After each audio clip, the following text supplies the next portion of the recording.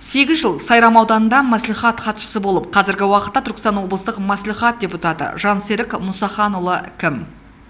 Жансерік Мұсаханұлы қандай жауапты қызмет атқарса да, мейірімі мен жақсылығын халықтан аямаған жан. Лауазымды адамның бағасын беретінде, оған төрелік ететінде халық. Көптеген адамның халық қалаулысына алғысы шексіз. Депутат ретінде қабылдаған әр адам оның алдынан үлкен ризашылықпен шығады. Ісі мен сөзі бір жерден шығады. Мейлі қай ортада болсын, шынайы көңіл. Осының бәрі адал еңбек, маңдай тердің жемісі. Халық қалаулысы жайында халықтың ендеше өзі айтсын. Көшеде жүрсем, бір жифте бір бала жүр. Неғып жүрсің жаным-ау дедім. Апа деді, осы ауылға депутат болып сайланайын дедім деді. Ой жаныма, мейлі Алла жар болсын, аман есен өтіп кет дедім. Соныменен апа не тірліктер керек, бұна ауылға не керек көшеге деді. Сөйтіп мен айттым, мына көшенің поворотында жер құлап жатыр, шұғанақ болып жатыр. Сөйерге 5-6 КамАЗ тас керек деп сағатына қарады, 6-ға 15 минут қапты. Апа деді, қазір КамАЗда тас келеді деді. Мейлі деді. Мен де жүгіріп келдім, КамАЗдар да келе бастады. 7 КамАЗ тасты поворотқа төгіп кетті. Апа тағы не жұмыстар бар деді. Мен айттым, көшемізге асфальт керек, мына газ керек дедім. Онда біраз население енді көтеріліп жатқан, халықтар, жастар көтеріліп жатқан еді. Құдайға шүкір газды істеді, документті істеді. Тікенек жерлерге тас төсеп, жол істеп, бәрін істеп берді. Елдің елеулі азаматы. Ондай азаматты мен де өзім 65-ке келе жатырмын, Алла бұйыртса, бірінші рет көрдім бұл өмірде. Ол кісі келіп, көріп, бізге жәрдем берді. Мына көріп тұрғаныңыздай, мына көшелерге тас төктік. 260 машина. Көшелерін барлығы төктік. 3 километр газ кіргізі берді. Бізге жақсы жәрдем берді. Жетім жесірлерге жәрдем берді. Инвалидтерге жәрдем берді. Ауылымызда Гүлістан ауылыда бір келіншегіміз бар. Жүре алмай қалған, жүре алмай жатқан келіншек міне жүріп кетті. Дәрі-дәрмегіні қылды, отынын алып берді, көмірін алып берді. Одан кейін не десем екен, продукты, балдарыға киім-кешек барлығын жеткізіп берді. 3-ші баласын туған кезінде бұл келіншегіміз ауырып, орнынан тұра алмай қалған, жүре алмай қалған. Біз келгенде емектер еді, азып кеткен еді, жүре алмас еді, балдары кішкентай еді. Қандай десем екен, бұларға көмек керек болды, жүдә көмек керек болды. Сол кезде мен депутат Сулейменов Жансерік осы келіншегімізге жәрдем берді. Жоқ деген жоқ. Отын, көмір, продукты, дәрі-дәрмек, балдарыға киім-кешек не керек, осын бәрін істедік біз. Барлық жағдай болды. Міне келіншегіміз аяққа тұрды, Құдайға шүкір. Жансерік Мұсаханұлының бойында қазіргі жастарға тән үлгі боларлық қасиет көп. Депутат ретінде тек өзінің ғана сайлау округінен басқа тұрғындарға, аз қамтылған азаматтарға әлеуметтік қолдау және көмек көрсету жұмыстарын үнемі жоспарлы жүргізуде. Қабылдауға келген адамды мұқият тыңдап, мұң-мұқтажын шешіп береді. Қазіргі таңда бүкіл телеарна, одан қоса интернет желілерінде ол кісінің жаманатты қылып көрсетілген қаншама нәрселер естіп жатырмыз. Интернет желілерінде, Инстаграм парақшаларында, Фейсбукта қаншама негативті сөздер келтіріп жатыр. Бірақ ол мәселеге мен өте қатты келіспеймін. Себебі қазіргі таңда мен өзім куәмін, қанша еңбегінің, қаншама халыққа, қаншама адамға, қаншама ауыл округтерге Сайрам ауданына қатысты еңбегі сіңген кісі. Сондай кісіні қазіргі таңда қараулау ол өте ұят.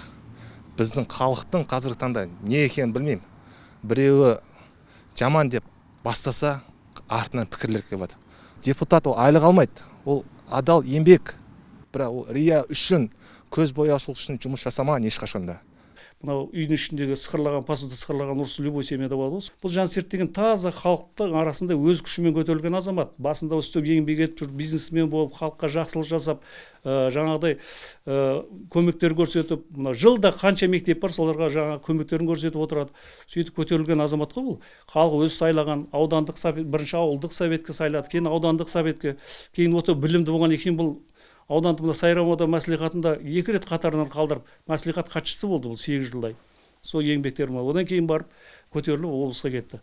Үйінде семьясын сәл ұрысып қапты деп, арыстай азаматымызды басын қорлап, ондай әңгіме айтып халыққа елге тарап жүргендер ол дұрыс емес даже. Кеше мына қарасам Фейсбукқа да шығып кетті. Мен Фейсбукқа да жауап бердім.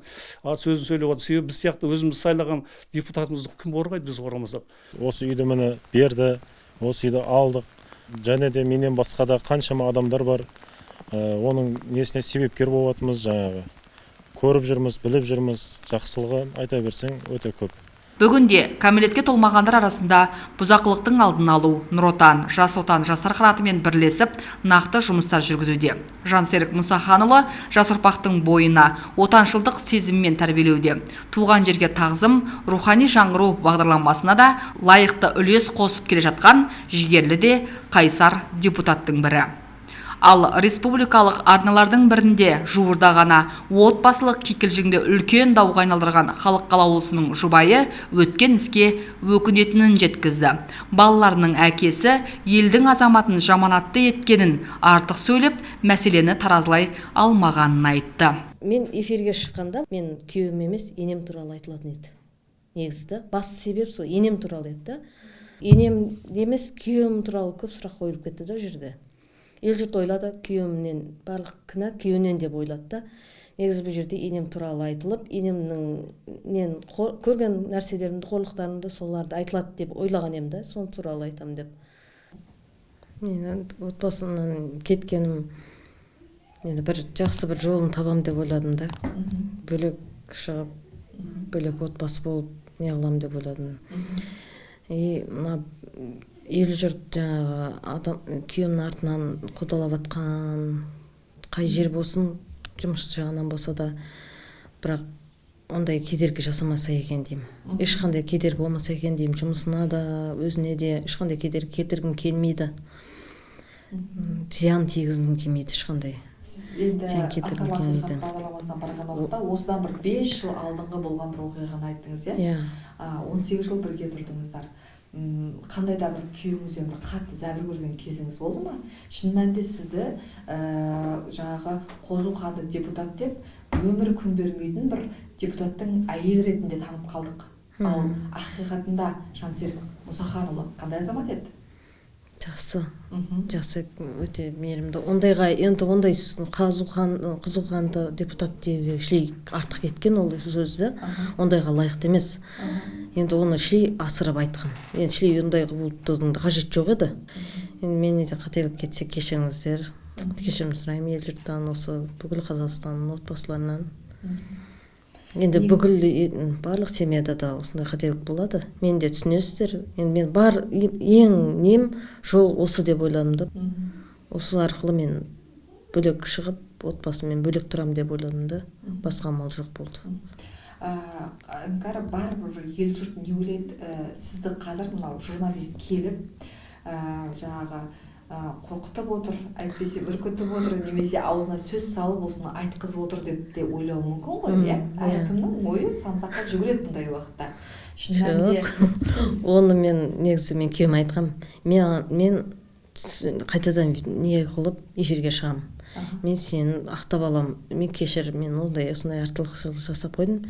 Соның бәрін жасап, қайтадан ақтап алуға әрекет жасаймын деп мен өзім айттым. Сосын барып шақырдық. Әйтпесе мен ондай ой жоқ еді күйеуімде. Ондай нәрсе істеймін деп. Просто өзім шақырдым, мен өзім қайтадан істеген ісімді қайтадан түзілуге. Сіз өз еркіңізбен, яғни бізге сұхбат беріп отырсыз қазір, иә? Өз еркіммен сұхбат беремін. Елде жеке бастың шаруасынан әлдеқайда маңызды мәселелер баршылық. Жеке басты қаралағандарға арнайы заң бар екенін де естен шығармаған абзал. Ал қазіргі кезде отбасылық жағдай тұрақталған.